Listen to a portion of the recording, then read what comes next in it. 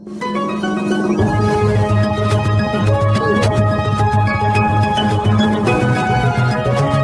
लाखांचे home loan मंजूर करून देण्याचे आमिष दाखवत कन्सल्टिंग फीच्या नावाखाली ₹1,80,000 ऑनलाईन ट्रान्सफर करून ज्येष्ठ नागरिकाची फसवणूक केल्याप्रकरणी सांगली येथील HDFC बँकेतील कर्ज विभागातील कर्मचाऱ्यासह दोघांविरुद्ध सदर बाजार पोलीस ठाण्यात गुन्हा दाखल करण्यात आला आहे।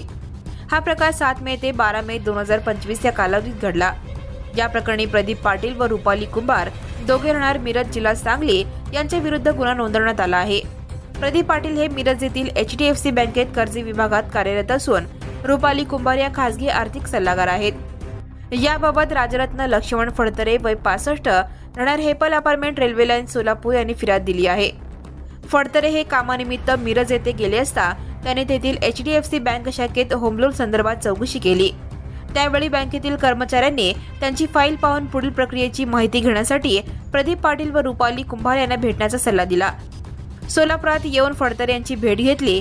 होम लोन संदर्भात चर्चा करून 40 लाखांचे कर्ज मंजूर करून देण्यासाठी 7% कन्सल्टिंग फीच्या नावाखाली फोन पेच्या माध्यमातून ₹1,80,000 ट्रान्सफर करून घेतले।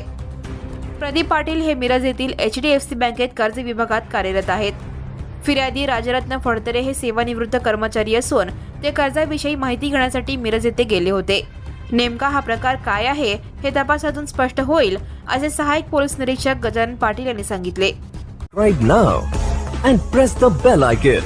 Never miss an